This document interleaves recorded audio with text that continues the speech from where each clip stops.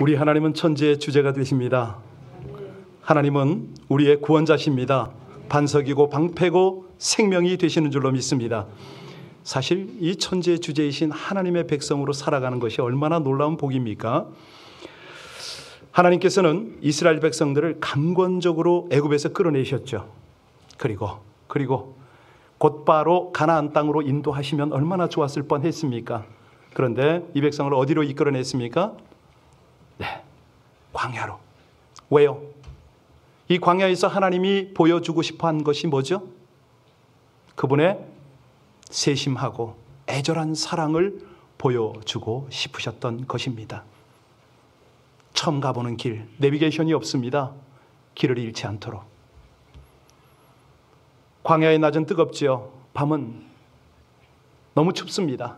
그런데 그 추위에, 그 더위에 고생하지 않도록 구름 기둥, 불기둥을 덮어주셨습니다. 광야라 마실 물이 없을 때, 아니 쓴 물을 만날 때 우리 하나님 어찌 하십니까?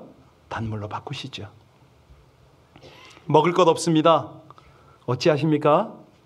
날마다 아침마다 만나를 내리시고 비같이 내리시고, 고기가 먹고 싶을 때는 저녁마다 고기를 주셨습니다. 여러분, 이 하나님의 세심하고도 애절한 사랑 조금 느껴지세요? 못 느끼면 조금 더 말씀드릴게요. 사실 구름 기둥은 하늘에 있는 구름 기둥이지만 그 구름 기둥은 하나님의 마음 아니겠어요? 자세히 말씀드리면 하나님 자신입니다. 불기둥, 하나님 그분이신 거죠. 아니 어떤 효자가 아침 저녁으로 먹고 싶은 걸 그렇게 챙겨줍니까? 우리 하나님, 자기 백성, 자기가 경배받아야 할 백성들을 향하여 그런 놀라운 자상한 은혜를 베푸셨습니다. 아니 지치고 상한 마음을 만지셨잖아요. 허물과 죄를 용서하시잖아요. 그래서 이 하나님과 함께라면 광야의 삶은 축복이요, 그 삶은 아름다운 삶인 줄로 믿습니다. 여러분, 혹시 오늘 설교를 들으러 나오면서, 주일 예배를 드리러 오면서 끝이 보이지 않는 광야 같은 내 삶이다, 이런 어떤 느낌 갖고 계신 분 계신가요? 혹은 기도도 잘 안 하지만 모처럼 만에 기도를 해도 응답은커녕 하나님이 존재하는 것조차 못 느끼겠다, 이런 분 혹시 계신가요? 나름대로 신앙생활 하는데 왜 이러지? 여러분, 신앙생활의 비극이 뭔지 아세요? 고통스러운 환경이 빨리 풀리지 않는 거, 이거 비극 아닙니다. 산적한 문제가 풀리지 않는 거, 이것도 문제되지 않습니다. 신앙생활의 가장 큰 비극은 뭐냐면 예수 그리스도를 보지 못하는 거예요. 하나님을 경험하지 못하는 거고요, 말씀을 깨닫지 못하는 거예요. 그래서 우리 하나님이 이런 제한적인 삶을 살아가는 백성들을 향하여 주시는 것이 있습니다. 여러분 잘 기억하시고 대답을 하셔야 됩니다. 사실 설교 시간인데 성경 공부를 좀 해야 되겠어요. 하나님께서 이스라엘 백성들을 광야로 이끌어내시면서 처음에 주신 절기가 있습니다. 어떤 절기를 주셨죠? 이거 지켜라 하고 절기를 주셨어요.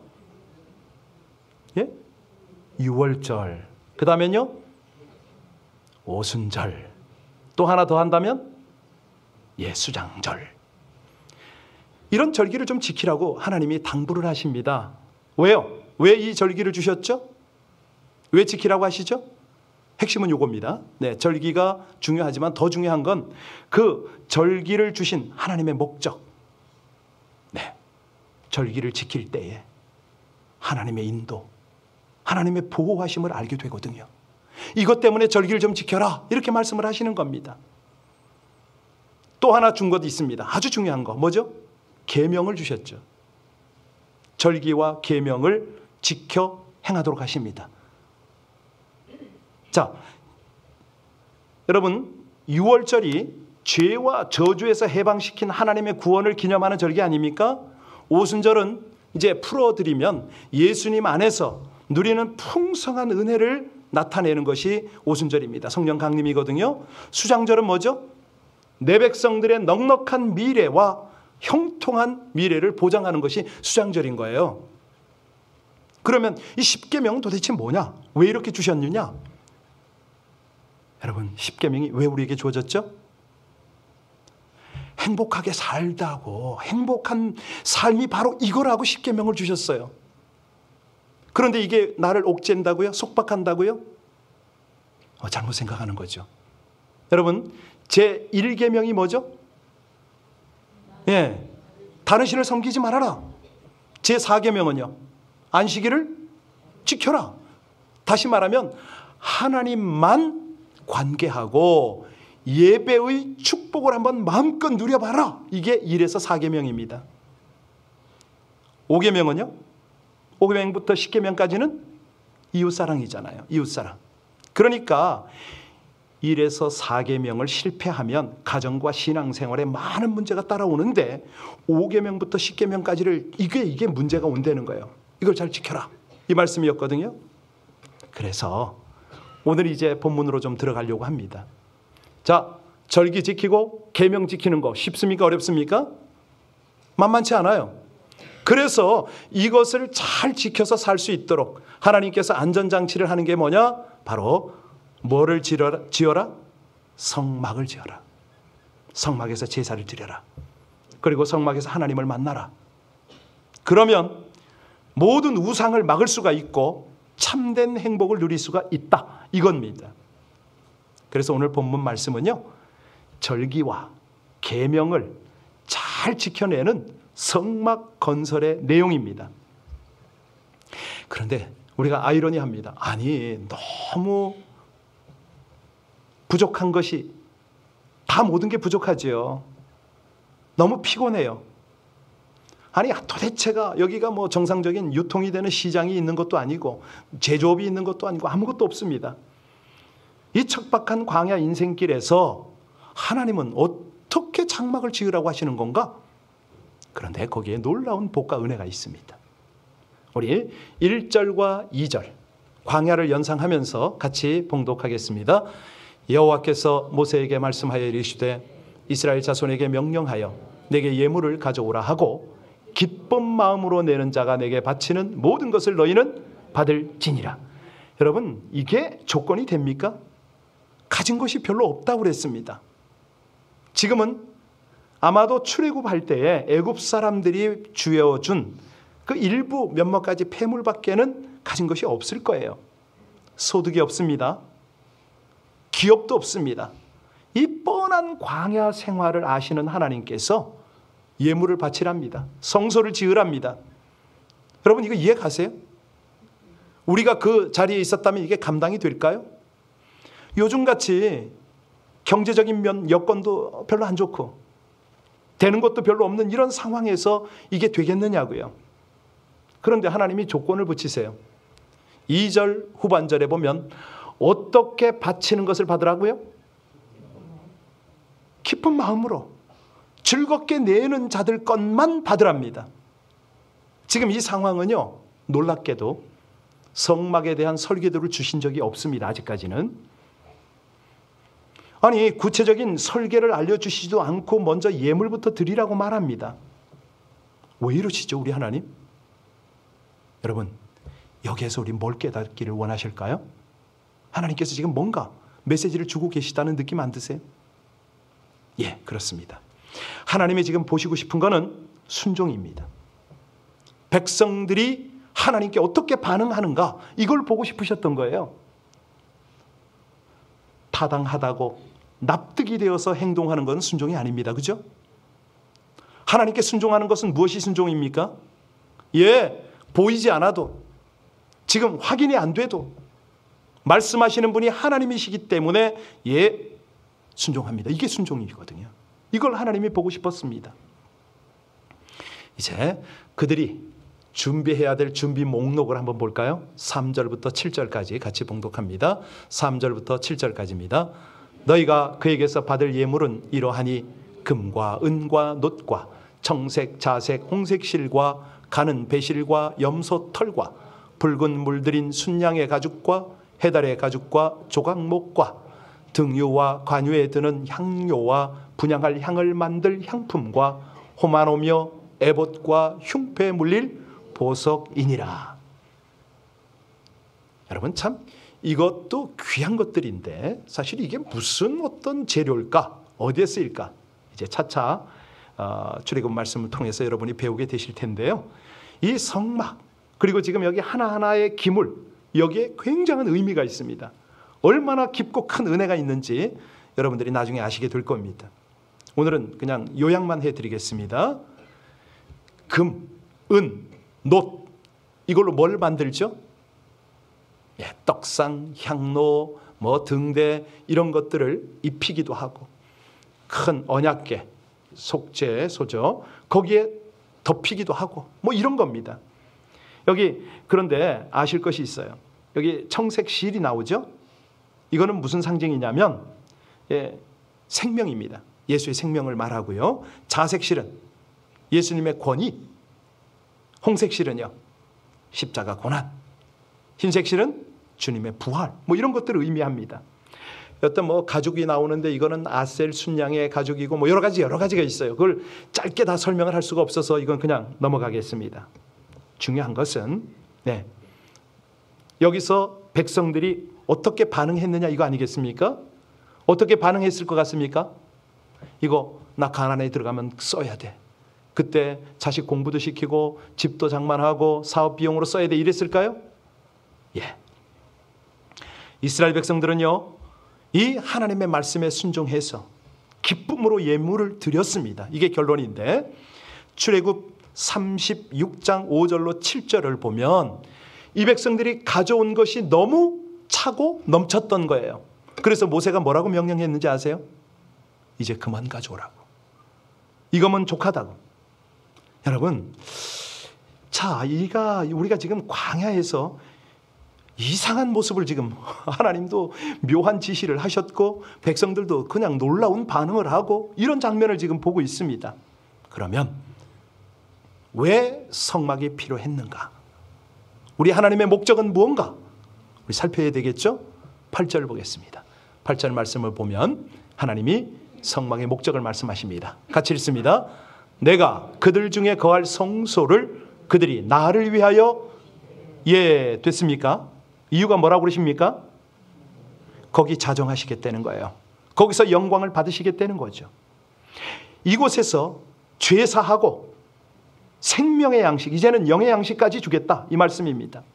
다시 말하면 여기서 이 백성들이 하나님의 말씀을 받고 기도도 드리고 하나님과 교제하며 예배가 이루어지는 그런 처소로 삼겠다. 여러분, 우리 하나님이요 구약시대 때 성막에서도 가장 확실하게 계신 곳이 어디입니까? 성막은 입구가 있잖아요. 입구에 딱 들어서면 성막들이 있잖아요. 번제단, 물두멍이 있어요. 그것을 딱 통과하면은 그 다음에는 성소가 있죠. 성소. 성소 안에는 세 가지가 있잖아요. 떡상과 등대와 향로가 있어요. 거기를 딱 통과하면 그 다음에는 지성소죠. 지성소 안에 있는 게 뭐죠? 언약궤가 있어요. 언약궤 뚜껑을 뭐라고 그래요? 속죄소라고 그래요. 거기서 하나님이 만났습니다. 자, 하나님이 만나주시고 하나님이 직접 지시하는 장소 한번 볼까요? 21절, 22절입니다. 21절과 22절 말씀 같이 읽습니다. 속죄소를 궤 위에 얹고 내가 내게 줄 증거판을 궤 속에 넣으라. 거기서 내가 너와 만나고 속죄소 위 곧 증거궤 위에 있는 두 그룹 사이에서 내가 이스라엘 자손을 위하여 내게 명령할 모든 일을 내게 이르리라. 대제사장만 들어갈 수 있는 지성소거든요. 거기 딱 들어가면 뭐 하느냐면 피를 뿌려요. 속죄소에 피를 7번 뿌립니다. 그러면 하나님께서는 백성들의 죄를 내가 카포레트 다 덮어버린다 이렇게 말씀을 하시죠.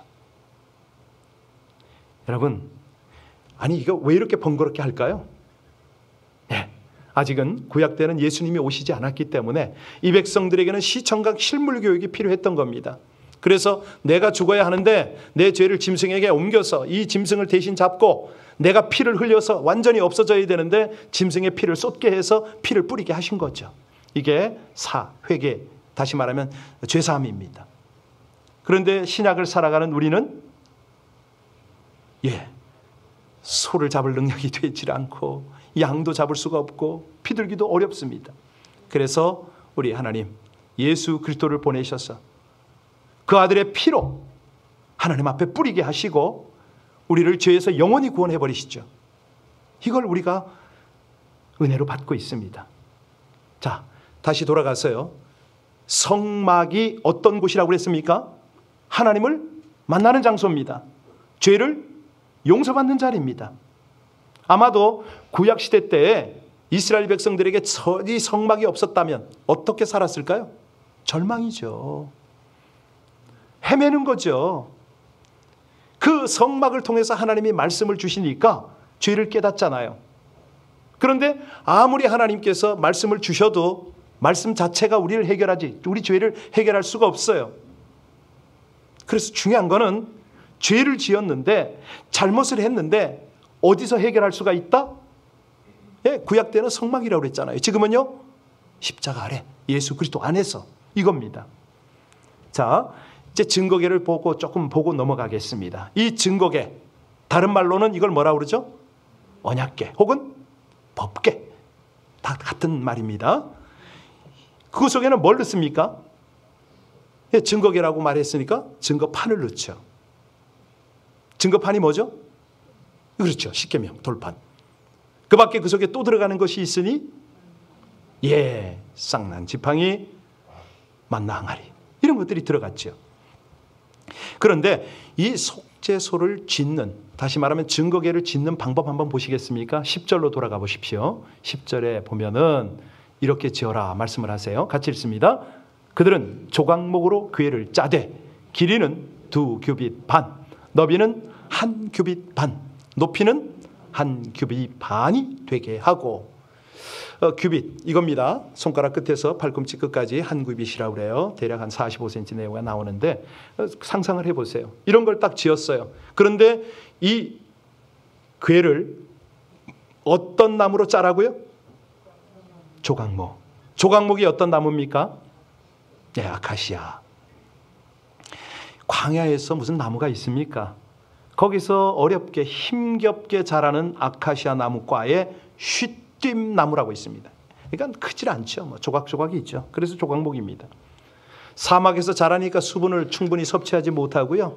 오랜 세월을 그냥 풍파에 완전 모래바람에 시달리다가 고생하고 자란 마디가 하도 많고 딱딱하고 볼품없는 나무가 휘띠나무입니다. 그래서 이거를 가만히 생각해 보면 정말 이민자로 광야 같은 세상에 정처 없이 떠돌고 이고생 저고생한 우리와 비슷하죠. 이 조각목이에요. 우리 인생 같아요. 그런데 이 조각목을 어떻게 하나님께서 하라고 그러냐면 11절 한번 보시기 바랍니다. 이 조각목을 어떻게 하라고 그러시죠? 11절 같이 있습니다.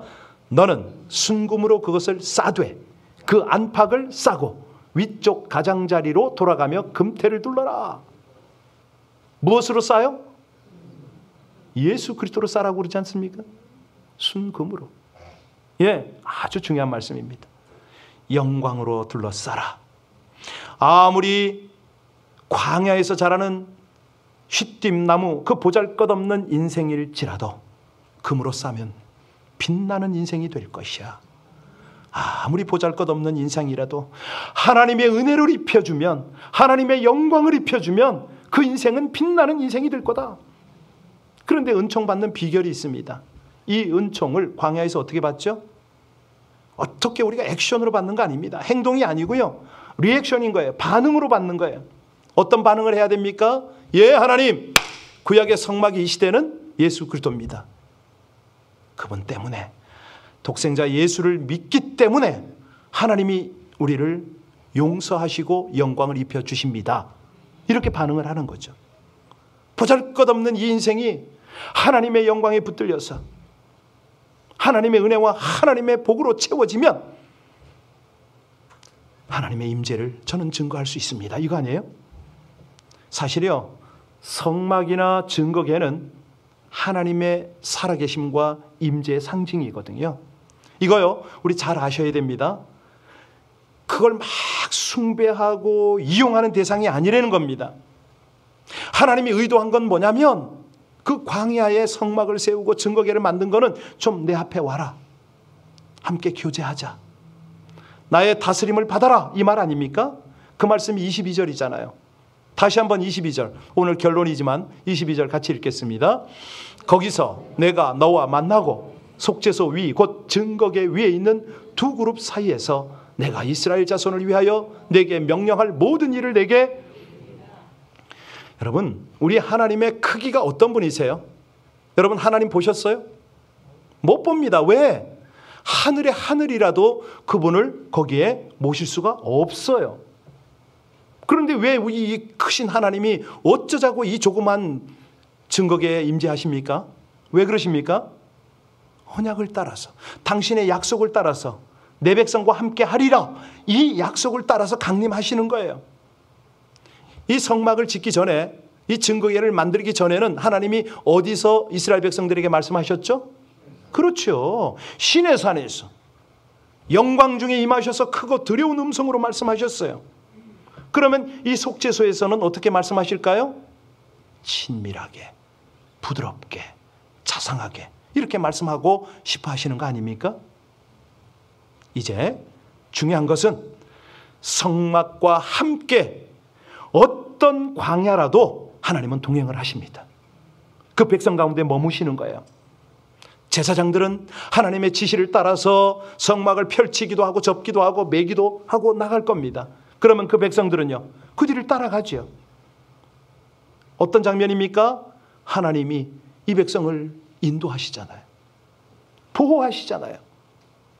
그 뒤를 따라가는 거예요.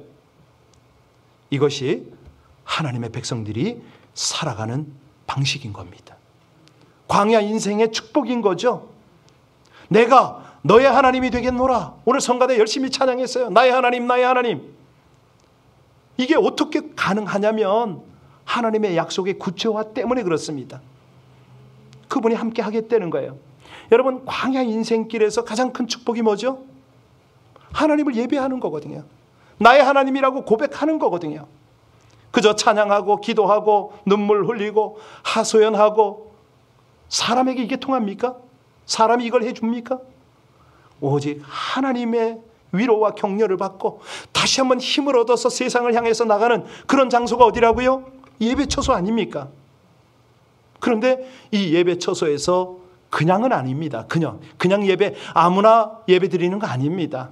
예배의 필수 요소가 있으니 그 요소 중에 하나가 뭐죠? 정성과 헌신 아닙니까? 드림이 있어야죠. 왜냐하면 내가 하나님을 경배하고 하나님을 사랑합니다. 표현이 돼야 되잖아요. 그 표현이 뭐라고요? 네, 헌신입니다. 우리 교회는 너무 다행스러운 게 있어요. 이제 장차는 나오겠지만 특별한 부자가 없습니다. 참 감사해요.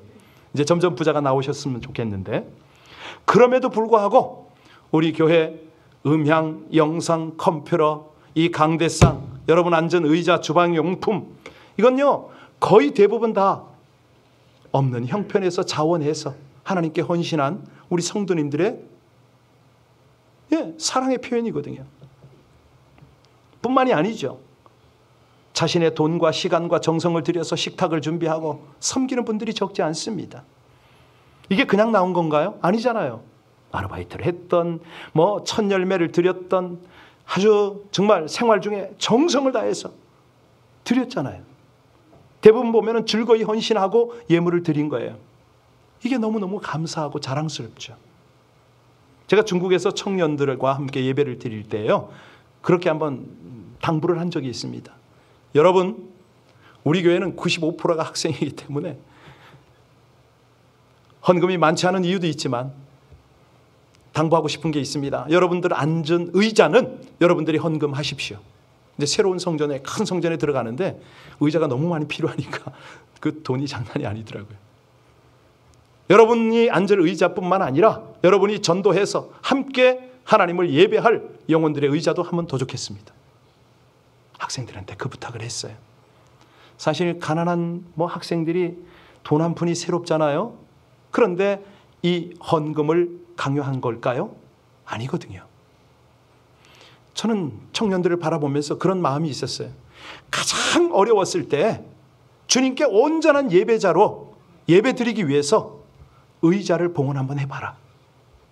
그러면 그대가 그 의자에 앉을 때마다, 예배를 드릴 때마다 헌신의 마음, 헌신의 자세가 새로워질 거 아닌가. 그래서 하라고 그랬던 거죠. 여러분, 이렇게 정성으로 하나님을 사랑하고 헌신할 때 우리 하나님이 어찌 반응하십니까? 기쁘시죠.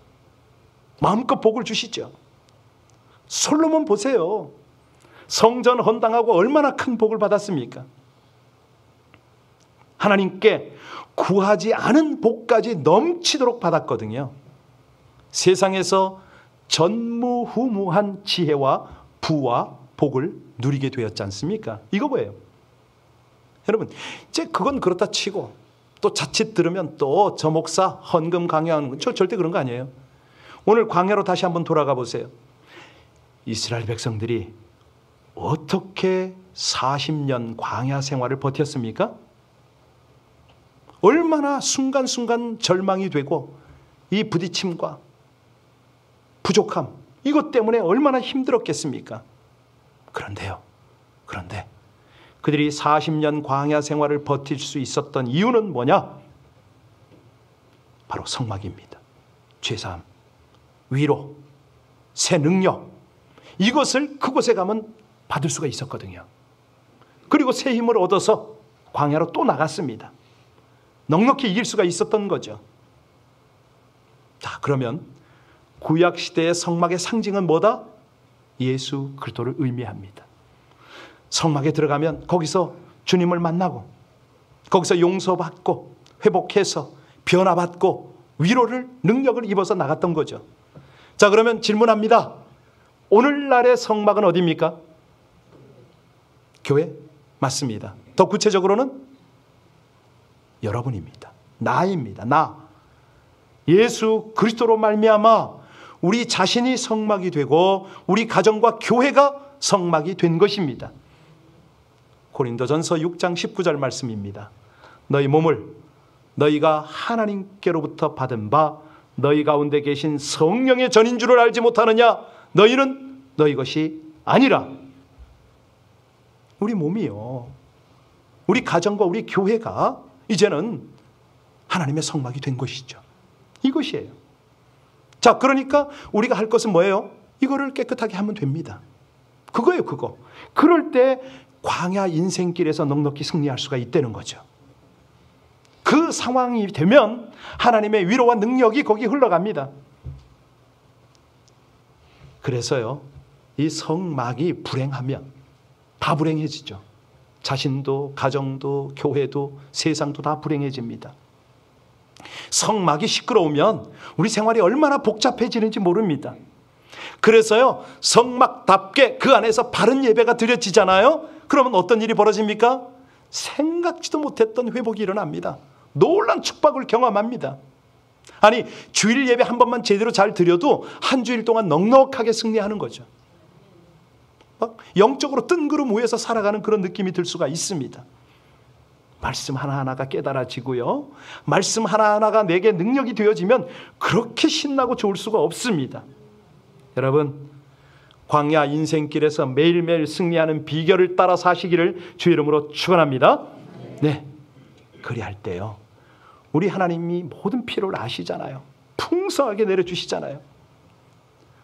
어려운 광야 길일수록 교회의 모습을, 성막의 모습을 제대로 갖추리라. 그럴 때 우리 삶의 현장은 하나님의 풍성한 임재가 된다고요. 하나님이 끊임없이 동행하는 그 현장이 된다는 것이죠. 예화를 찾기 위해서 책도 보았지만 사람들을 인터뷰를 했습니다. 꽃꽂이하는 한 분에게, 제가 꽃꽂이하는 한 분에게 하나님의 임재와 동행에 대한 감격적인 경험이 있느냐고 물었어요. 그랬더니 이분이 엉뚱한 대답을 해요. 망설임 없이 대답을 하셨는데 뭐라고 그러냐면, 꽃꽂이 하다가 죽으면 좋겠다는 경험을 했다는 거예요. 제가 그분 형편을 대충 알기 때문에 어쩌다가 저런 생각을 하셨지? 제가 물었어요. 어떻게 그런 생각을 하게 됐냐고 물었어요. 그랬더니 이분이 꽃꽂이를 하면 꽃들이 너무 아름답고 예뻐서 하나님 어떻게 이렇게 만드셨어요? 하고 감동이 된답니다. 혹 찬송을 틀고 꽃꽂이를 할 때에 꽃들이 막 춤추는 것처럼 느껴진다네요. 와, 하나님의 은혜가 너무 강하게 밀려오니까 눈물로 꽃꽂이를 할 때가 많답니다. 아니, 어떻게 이렇게 예뻐요? 어떻게 이렇게 다양해요? 무엇보다도 하나님 어떻게 저같이 부족한 사람에게 꽃으로 하나님을 섬기고 교회를 섬길 수 있도록 이렇게 은혜를 주시나요? 제가요, 꽃꽂이 하다 죽어도 좋겠어요. 그랬답니다. 그랬답니다. 예, 너무 저도 감사하더라고요. 하나님의 은혜가 너무 감격이 되고 감당할 수가 없어서 지금 죽어도 좋다는 거 아닙니까? 여러분, 바로 이거 아닌가요? 그 속에 하나님의 임재가 있는 거 아닌가요? 하나님의 사랑이 교리가 되는 거 아닌가요? 자, 그렇다면 오늘 주일 예배를 마치고 이제 집에 돌아가는 여러분들에게 마지막으로 점검을 해드려야 될 것이 있습니다.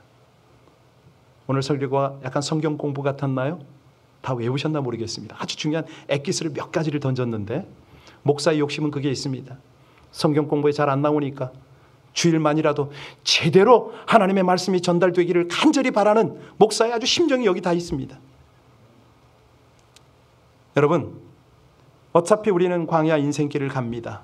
그러면 이 광야 인생에서 하나님께서 누리게 하시는 이 복을 어떻게 지속적으로 누릴 수가 있을까요? 내가 자주는 잊어버리지만 또 회복하고 또 누릴 수 있는 방법 없을까요? 네. 우리 하나님이 시띠나무를 금으로 싼다고 그랬잖아요. 영광으로 입혀준다고 그랬잖아요. 예, 다른 방법 없습니다. 나는 여전히 조각목이지만 우리 하나님께서 영광을 입혀주시는 방법 다른 거 없습니다. 예수 그리스도를 영접하고 그분이 나의 주인 되셔서 그분과 함께 동행하는 겁니다. 다른 거 없습니다. 그거 해야 됩니다. 여러분, 예수 그리스도 영접하셨습니까? 아멘입니까? 굉장한 말씀을 하셨습니다. 어떻게 영접하셨습니까? 여러분에게 예수님은 누굽니까? 분명히 주인 맞습니까? 그러면 우리는 주인 따라 생각하고 주인 따라 행동하십니까? 모든 상황 속에서 그분이 내 생각과 내 모든 삶을 온전히 주관하고 계십니까? 그러면 하나님의 영광은 끊임없이 함께 할 것입니다. 뿐만 아니라 이 영광이 흘러넘칠 겁니다. 광야 같은 인생길에 하나님의 은혜와 하나님의 놀라운 복이 흘러갈 텐데, 예, 그때에 능력까지 나타납니다. 우리가 구할 것은 그래서 성령인 거죠. 성막의 복, 곧 성령으로 말미암아 이 놀라운 은혜와 영광이 흘러가는 그런 삶을 사시기를 주의 이름으로 축원합니다. 오늘 설교를 듣고 이제 삶으로 나가는데 여전히 우리 환경은 변함이 없습니다. 광야 길입니다. 어쩌면 우리 영적 상태가 계속 광야의 상태로 갈지도 모릅니다. 사단은 너 끝났어 이렇게 말할 수도 있어요. 네가 무슨 변화가 있냐? 네가 무슨 복을 아냐? 그럴 때마다 우리는 뭐라고 대답해야 됩니까? 예, 하나님의 말씀을 전해야죠. 이제 시작이다. 이제 너와 함께 하며 상상도 못했던 그 축복의 현장으로 내가 이끌어갈 것이다. 보호하고 인도하고 능력으로 채우고 네가 마음껏 나와 함께 친밀한 교제를 누리고 동행하며 이 은혜가 흘러가도록 할 것이다. 이게 하나님의 메시지거든요.